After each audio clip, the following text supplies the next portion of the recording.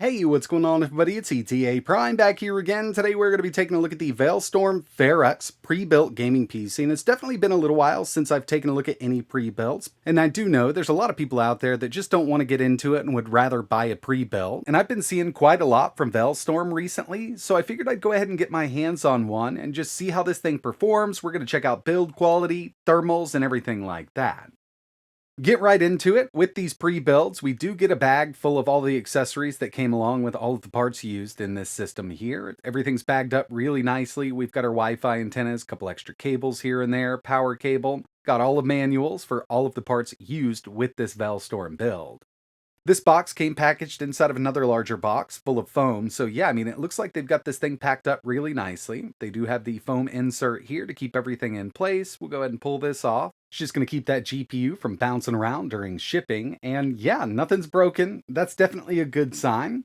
I've just kind of looked it over so far, and cable management is really nice, but I haven't pulled the back panel off. That's the next thing I want to take a look at. With some of these pre-builds, it's a bit messy.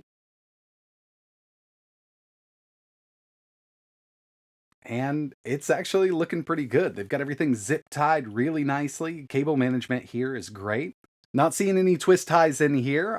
Everything is zip tied down. We've got that 750 watt power supply in the bottom there. And so far, so good. I gotta say, I mean, they put this thing together really nicely. It's a super clean build. And obviously, I picked up the white version, but with this exact model, you can pick up the one in the black case. But they offer several different models over on their website and Newegg. I'll leave some links in the description, from lower end systems all the way up to super high end. And I gotta say, I mean, yeah, I'm actually liking the look of this. Color scheme is great. A little bit of red accents there with that RAM we've got. This has 32 gigs, 240 millimeter AIO. Very nice. And of course, since this is a gaming PC, it wouldn't be complete without some RGB. Keep in mind that all of the fans and the AIO here are all Corsair, so we do get that iCUE software. We can fully control all of it, so it'll match up. Got a lot of different settings that we can use, and we'll take a quick look at that in just a bit. But yeah, I think this thing does look really good.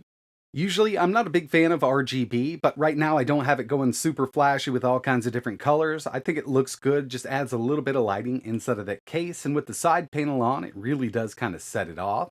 And from the front here, yeah, you can see those Corsair fans. Before we get into testing, I did want to give you a rundown on the specs. So for the case, we've got the iCUE 220T. It's an RGB airflow version, obviously in white. CPU is a 12-core, 24-thread AMD Ryzen 9 5900X. For the motherboard, we've got the MSI X570S Edge Max. The cooler here is a Corsair H100i Elite, so we've got a 240mm AIO in white. Fans are the Corsair SP120 RGB Elite fans up front. When it comes to the GPU, we've got the ASUS PRIME RTX 4060 with 8 gigs of VRAM, 32 gigabytes of DDR4 RAM running at 3200 megahertz, 1TB M.2 NVMe SSD, plus a 1TB 3.5-inch hard drive, and that's where I'll be storing all of my Steam games at. Everything's powered by a Corsair 750-watt gold power supply, and this is running a fully licensed version of Windows 11 Home right out of the box. So I've been up and running with this system for a little while now, and everything's been working really well. I haven't run into any issues. I've already tested some games here, and I did want to give you a look real quick. We've got that Ryzen 9 5900X, 32 gigs of DDR4 RAM, and of course that RTX 4060. Now, it would be nice if we had a 4080, and of course you can have them build something with a much larger GPU. But I'd say that 4060, even at 1440p, is great, and that's what we're going to be gaming at. Taking a look at the iCUE software here, RGB is fully adjustable from those front fans, the fans on the AIO, and the block itself on the CPU. So you can customize this to look exactly how you want it. And keep in mind, there is a lot of software out there that actually works with iCUE. So for instance, something like Wallpaper Engine, which I'm using right now, I can set this up to match the color of my wallpaper with iCUE. We can also adjust our cooling profile directly from that software. I've got mine set to balanced, and I wanted to jump right into a little bit of gaming here. With Horizon Forbidden West, we're at 1440p, believe it or not, and we're on an RTX 4060, and that's because we're actually using NVIDIA's Frame Gen technology. It's one of my favorite new technologies from them, especially for this RTX 4060. 1440p, high settings, DLSS is set to balance, and we're seeing an average of around 74 FPS out of this game. Taking it down to medium with these same settings will net us around 90. but frame gen is great, especially on this RTX 4060. Next thing I wanted to take a look at were some benchmarks that I ran on this thing. And first up, we've got Geekbench 6, single core 2268, multi-core 11,503. And I have seen this CPU boost up to around 140 watts. This cooler is doing a great job, and by the end, we'll take a look at our maximum CPU temperature on this thing. Never hit thermal throttle. Jumping over to some GPU benchmarks with 3D Mark, we've got their new Steel Nomad benchmark, which I haven't run on a lot of stuff, but with this system, we got a 2,427. Firestrike looking really good here with a 27,106. And finally, we've got Time Spy with a really impressive 11,286.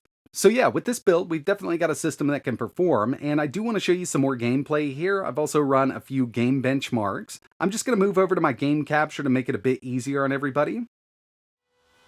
Here's Forza Horizon 5 Ultra 1440p, and I'll tell you, yeah, we can run this at 4K Ultra. I've got ray tracing turned off. I personally don't think it makes much of a visual difference during gameplay, but it sure does help out when you're in kind of Forza Vista mode, checking out the cars in the garage. But I can definitely live without it, and with these settings here, I've got an average of 136 FPS. And again, yeah, this will run at 4K. You're going to see averages in the 80s at 4K with these same exact settings. Ray tracing off is definitely the way to go if you want to go over with no DLSS or frame gen enabled. Cyberpunk 2077 1440p, high settings, DLSS is set to balanced, and yeah, I am using frame gen. I personally love it, and if you haven't tested it out, definitely give it a try. It can really up that frame rate, especially on one of these RTX 4060s. We're seeing averages in the high 90s, even with a ton of people on screen, explosions going on. This is some great performance, and this is exactly how I love to play this game.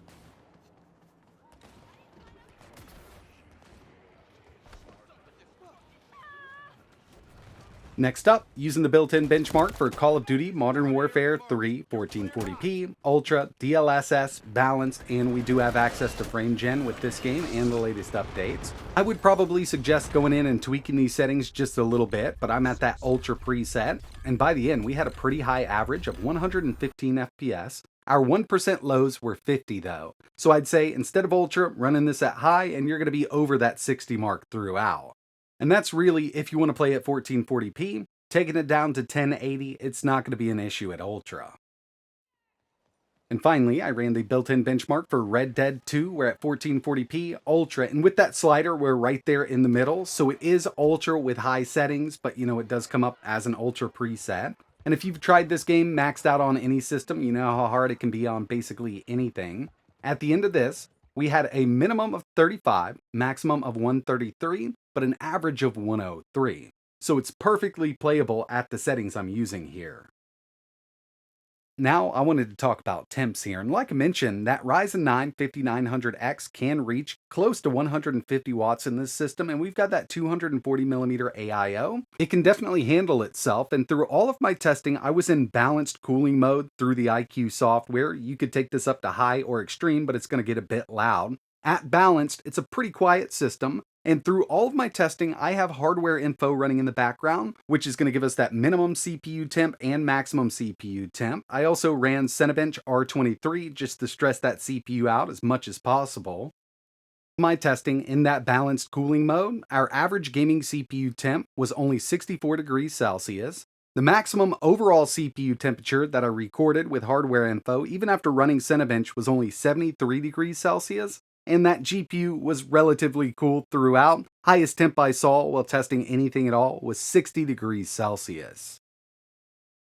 Overall, I think Velztorm did a great job putting this thing together. They definitely paid attention to detail with all of these zip ties. Everything's nice and clean. Really impressed by the build quality, and the parts they used for this build do match up really well. And as you saw in this video, I mean, it can definitely handle 1440p gaming, but keep in mind, a lot of the newer stuff you will need that frame gen with the RTX 4060. Either way, I still think the games look great and play just fine on this system. So if you're one of those people who don't want to be hassled by putting a PC together and you were looking for a pre-build, this is definitely a company that I could recommend. And if you're interested in learning a little more, maybe pick one of these up for yourself, I do have a coupon code for $100 off over on Newegg. This is going to last for 30 days. Use code ETA Prime. I'll leave it down in the description. But that's it for this one. If you've got any questions, let me know in the comments. And like always, thanks for watching.